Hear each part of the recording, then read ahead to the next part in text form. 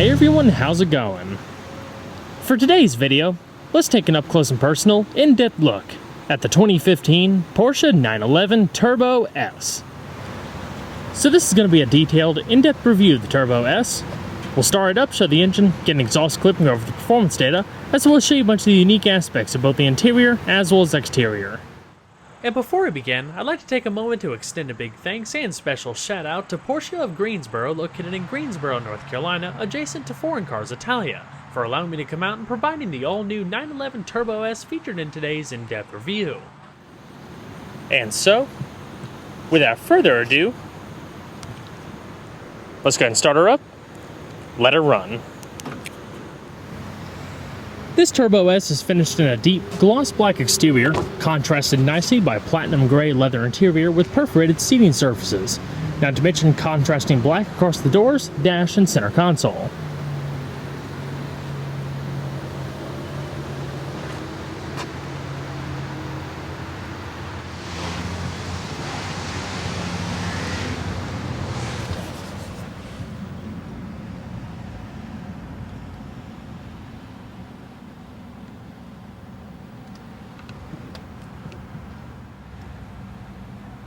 And to start, just like in traditional Porsche fashion, off to the left-hand side is your ignition cylinder. Just put your foot on the brake and twist this little integrated key mechanism to start.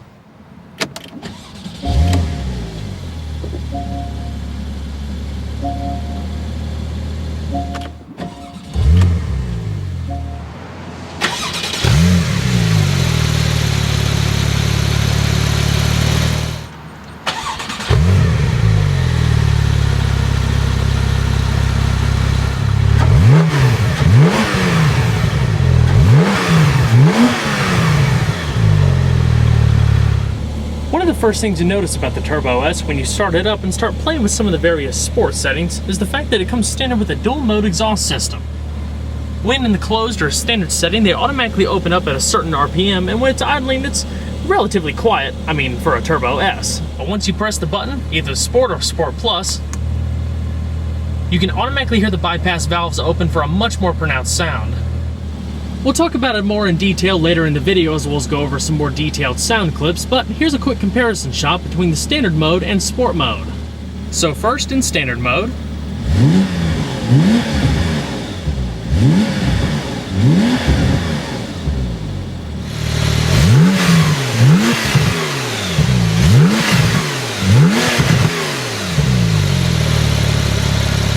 then switch to Sport or Sport Plus.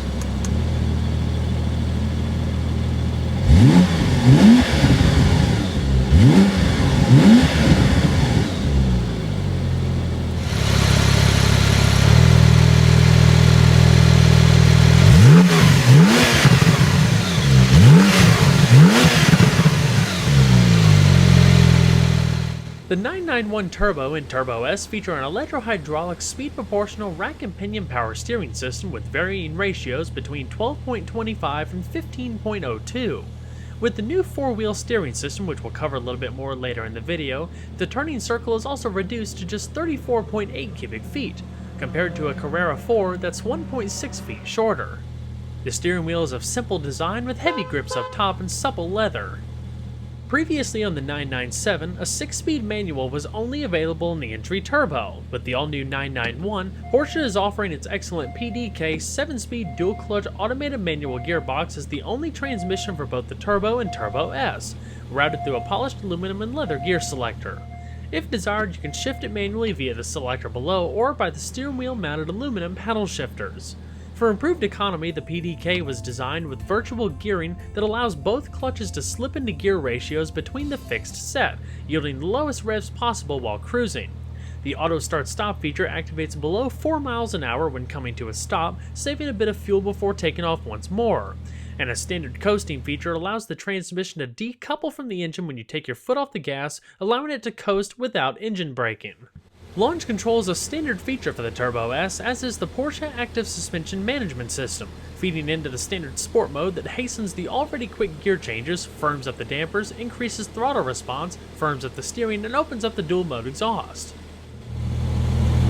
And so, we're going to flip on the automatic bi-xenon LED accent and projector headlamps, rear fog lamps, and the hazards. Of course, both windows are fully automatic. And we'll go ahead and check out the exterior, shall we? 2014 marks a big year for Porsche's performance benchmark. Not only has it been 5 decades since the 911 first hit the streets, but it's also the 40th anniversary of the 911 Turbo. With that, Porsche introduces the next generation 911 Turbo and Turbo S for the 2014 model year. Continuing through 2015, it's built on the 911's all-new 991 platform that first made its appearance for 2013 and replaced the 997. Even though the all-new 991 911 debuted for 2013, the 997 Turbo and Turbo S still remain in production alongside the new car through the end of the model year. As far as a quick background, the original Turbo was based on the 911 Type 930.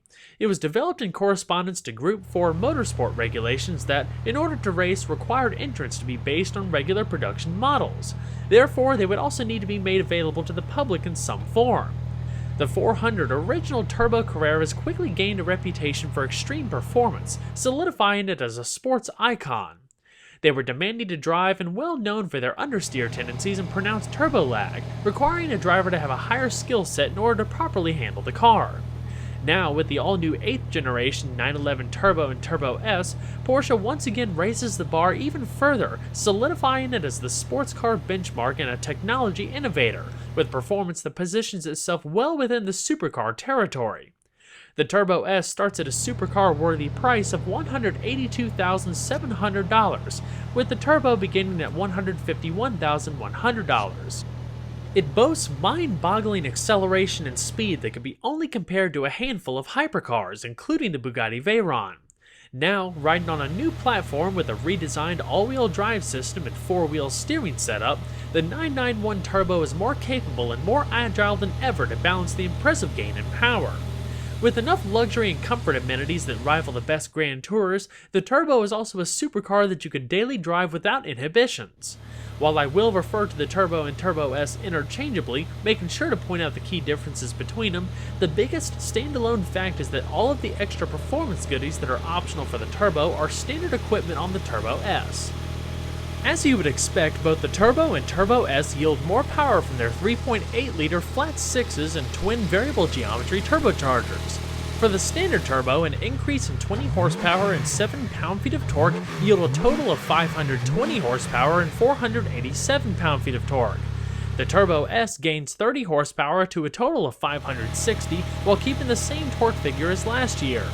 An available overboost feature, part of the Sport Chrono Pack, which is optional on the Turbo and standard on the Turbo S, yields a brief 20-second 2.2 psi increase in boost pressure for a maximum of 19.6 psi.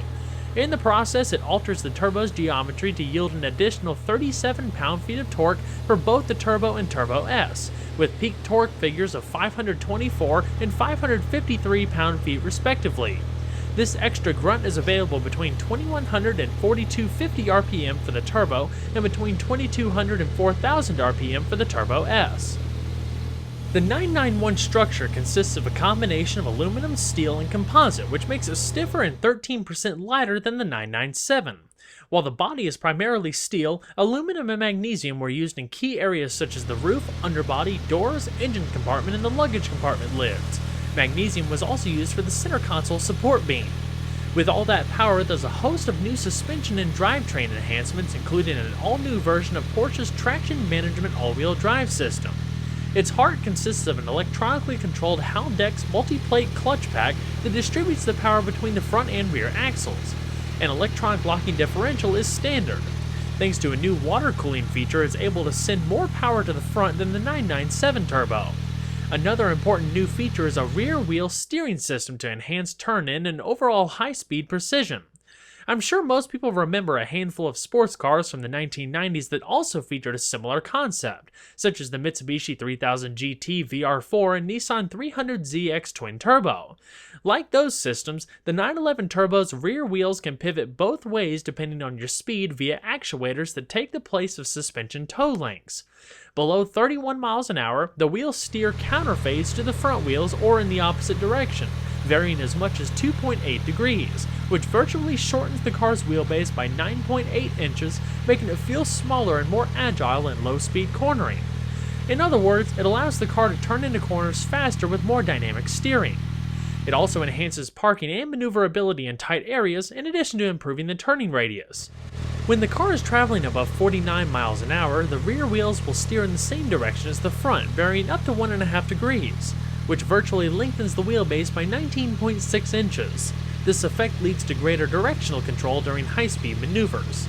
Between those speed limits, the system's actions vary depending on the situation. Further enhancing turn-in is Porsche's Torque Vectoring Plus system, which applies the inside rear brake to help the car rotate through a curve quicker, while simultaneously sending more power to the outer rear wheel. Standard on the Turbo S is the dynamic chassis control system, which constantly works to maintain a flat composure through the corners. The anti-roll effect reacts faster when placed into the Sport Plus mode.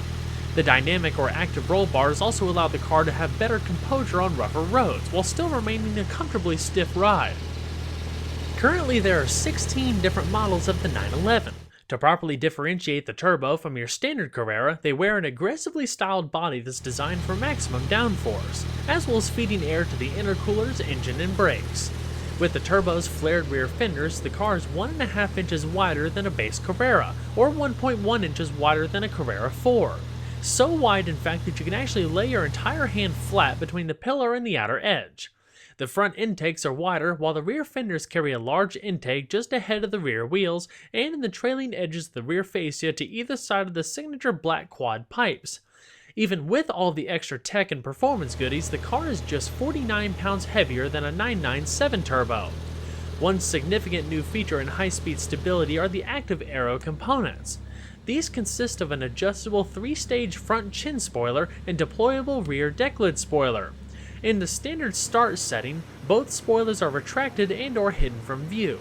This also protects the chin spoiler from driveway and curb damage, which, extended fully, actually sits lower than the front of the GT3, which comes with a front-end lift system to help clear objects.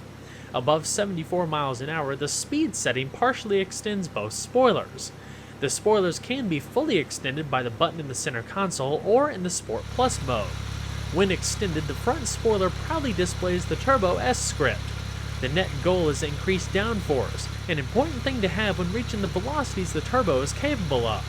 Fully extended, they generate up to 309 pounds of downforce at 186 miles an hour. The 911 Turbo S comes with a signature set of new, asymmetric forged aluminum wheels, measuring 20 by 9 inches in front and 20 by 11.5 inches in the rear, featuring black painted pockets and a polished face. They're wrapped in high-performance summer tires measuring 245/35 in front and 305/35 in the rear, able to hold just over 1 G of cornering forces. Highlights include the anodized black central locking hubs. Derived from racing, they're designed to reduce rotating mass for more agile driving, a setup also used on the 918 Spyder and in Porsche Motorsports. The standard Turbo also features asymmetric 20-inch wheels, but are styled slightly differently and have reduced width compared to the Turbo S wheels. They also retain a more conventional 5-lug design, but if desired, you can also order the Turbo S wheels to be fitted to the standard car. An option for the Turbo and standard on the Turbo S is Porsche's carbon ceramic braking system. With diameters of 16.1 inches in front and 15.4 inches in the rear, the two-piece, cross-drilled, internally ventilated discs are huge and definitely larger than the standard offerings. Clamped down by fixed aluminum, yellow monoblock calipers. 6-piston units in front and 4-piston units out back. They're able to bring the car to a stop from 60 miles an hour in just 98 feet with superior durability and fade resistance. As far as the independent suspension, McPherson struts make up the front while the rear employs a 5-link design, with coilover shocks at each corner paired with Porsche's active suspension management system that offers 2 driver-selectable modes to alter the adaptive dampers. Overall length is 177.4 inches with a width of 74 inches and a height of 51 inches, running on a 96.5-inch wheelbase. Total curb weight, as you see here, is around 3,538 pounds, with around 60% of the vehicle's weight riding over the rear axle. So we're going to pop the engine cover. As the name suggests, the Turbo S represents the pinnacle of 911 power. It features twin variable geometry turbochargers and direct injection to feed an all-aluminum and intercooled 3.8-liter rear-mounted flat 6. With dual overhead cams, 4 valves per cylinder, and VarioCam Plus, the engine produces a compression ratio of 9.8 to 1 and a red line of 7,200 RPM, which is 200 RPM higher than before. Other internal changes include forged connecting rods, shorter skirt aluminum pistons, and more, not to mention dry sump lubrication. Max horsepower is 560 at 6,500 RPM and 516 pound-feet of torque at 2,100 RPM on 17.4 psi of boost. The base turbo makes do with 14.5 psi. This translates to a factory-rated 0 to 60 time of a blistering 2.9 seconds for the Turbo S, with real-world testing yielding numbers closer to 2.6. An overboost feature while in sport mode allows for the brief boosts in power like we talked about earlier, up to 553 pound-feet of torque. It can achieve the quarter mile in 10.8 seconds at 126 miles an hour with a top speed of 198 miles an hour. Porsche also improved the fuel economy thanks to the standard auto start-stop feature and transmission programming. With a 16.9-gallon tank and required premium gas, EPA estimates range between 17 miles to a gallon in the city and 24 on the highway.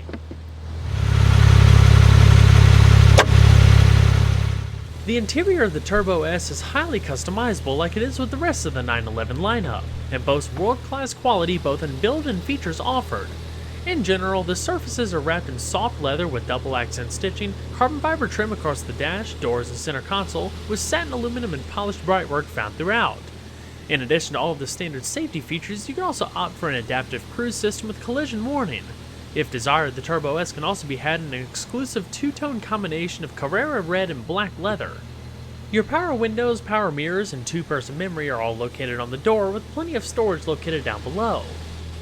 Another standard feature for the Turbo S aiding in overall comfort are the Adaptive Sport Seats Plus with 18-way electric adjustment. The seats are of multi-contour design and feature a myriad of adjustments from extra thigh support to lateral support up top and down below and 4-way power lumbar adjustment. The seats in the middle in this particular car are completely perforated and help aid in both the heating and ventilated functions. The headrests are fixed and tilted slightly forward to help cradle the driver's head a little bit better. The upper backrest is flared out to help support your shoulders. Continuing on through the vehicle, down below you have polished aluminum Turbo S door entry guards right alongside the boot and engine cover release, logoed embroidered floor mats, aluminum accented pedals, and a full power tilt telescoping heated steering wheel, standard driver and passenger side knee airbags, and a leather wrapped dash with double stitched color accent stitching, not to mention the plenty of carbon fiber. Alcantara graces the headliner with a sunroof up top. So let's go ahead and see if she sounds.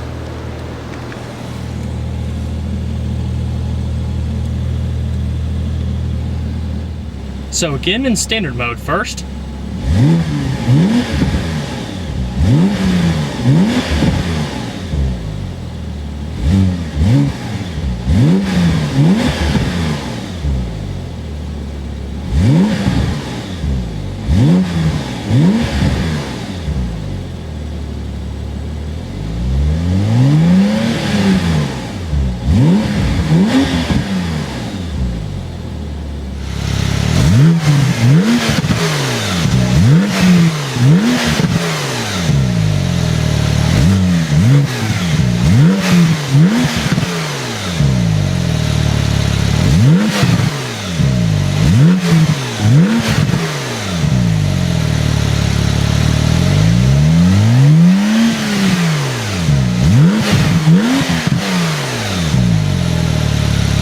And Sport Plus.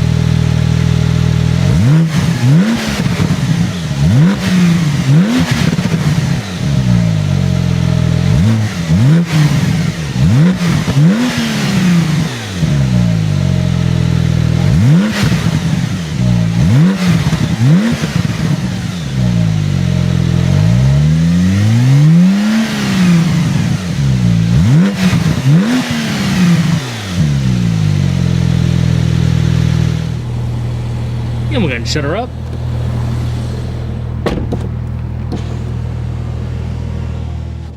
This 911 features the standard 445-watt Bose surround sound system, but for added punch, a 12-speaker 821-watt high-end surround sound system from Burmeister is also available with dynamic 3-dimensional sound. It's all routed through the Porsche communication management infotainment system with 7-inch LCD touchscreen display.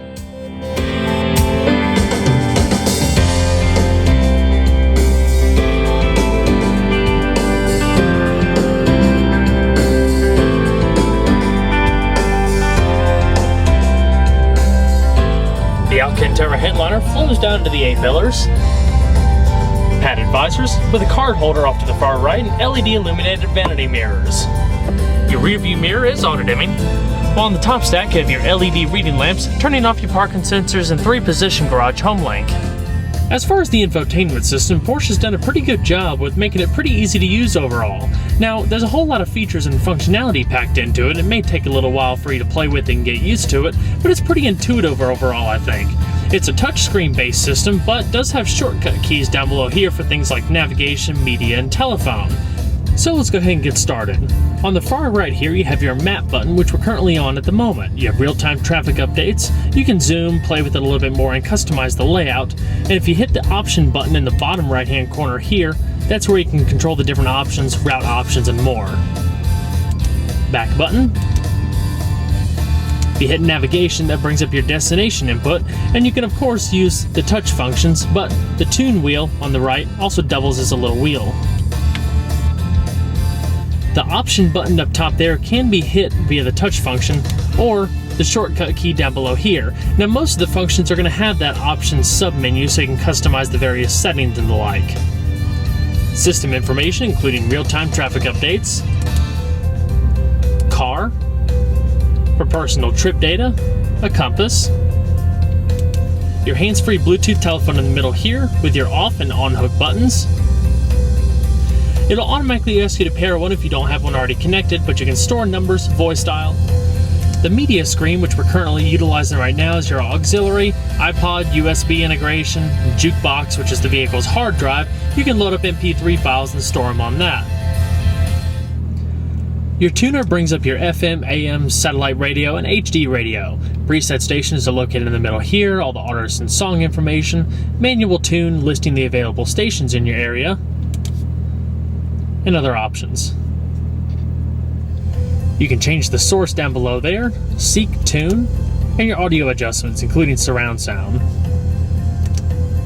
Beneath the audio system is your standard electronic automatic climate control setup, with fan speed in the middle here, different zones, temperature for either side, front and rear defrost, as well as 3-stage heated and ventilated seating for both sides. Continuing on back, the padded and carbon fiber laced center console, you have a small little storage tray towards the back. You have various sport modes, traction control, damper settings, your auto start stop feature, and raising and lowering the rear spoiler. The middle controls here control the sunroof either to open it or just access the vent feature. There's no glass portion, it's just the roof that slides back. And all the way in the back you have a leather padded center console with a modest amount of space and a 12-volt power outlet.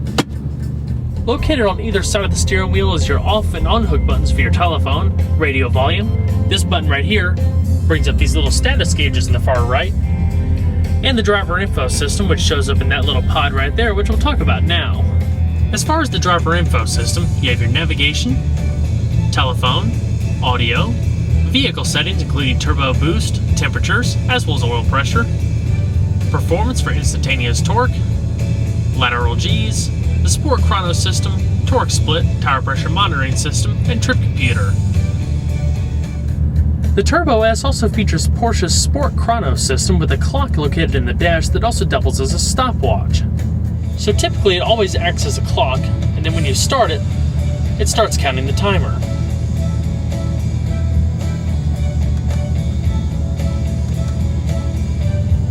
You can stop it, continue, and reset.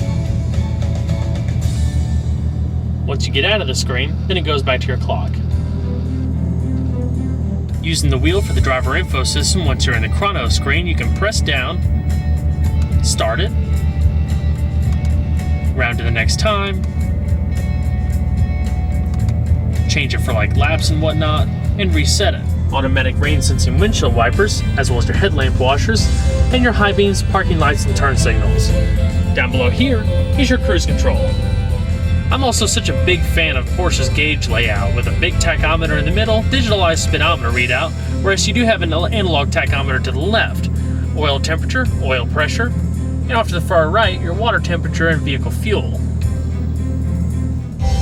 Alrighty. We'll go and shut her down.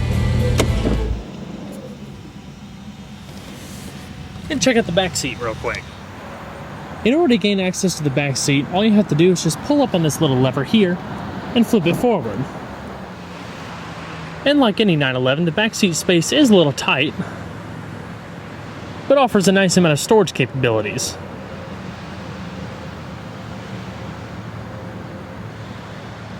You have people sitting back here. There's actually a little bit of soft Alcantara down below there to make a nice soft surface for you to rest your legs. Definitely the biggest benefit is the ability to fold the top of the seat backs down for extra storage space. There's even some black pieces right there to prevent the cargo from flying into the front under harder braking. So let's go ahead and check out the rest of the vehicle, shall we? You can open up the boot lid two different ways, either the remote fob or by the switch located on the driver's side entry threshold like I showed you earlier. Once you get inside, there's around 4.8 cubic feet of space, which is modest, enough to fit a couple pieces of medium-sized luggage. There's also some illumination, it's lined in carpet, and some access to your fluid reservoirs, not to mention the Porsche script towards the cowl.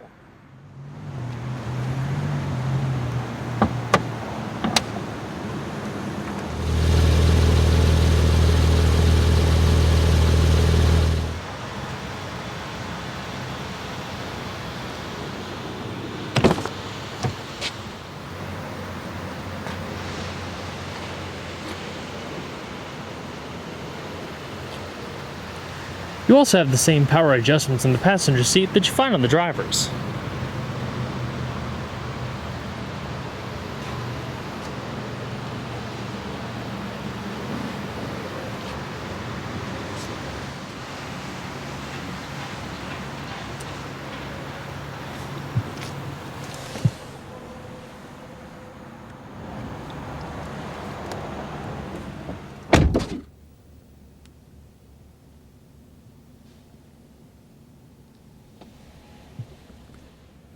There's even two hidden cup holders behind this little faceplate here.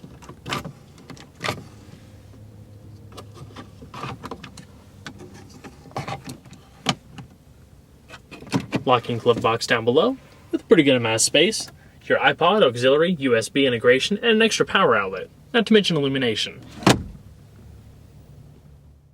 The 911 has represented the benchmark of sports car performance for 5 decades now. With the Turbo S, Porsche is quite a formidable competitor in the supercar segment, with blistering performance, a sumptuous interior, and the advantage of everyday usability.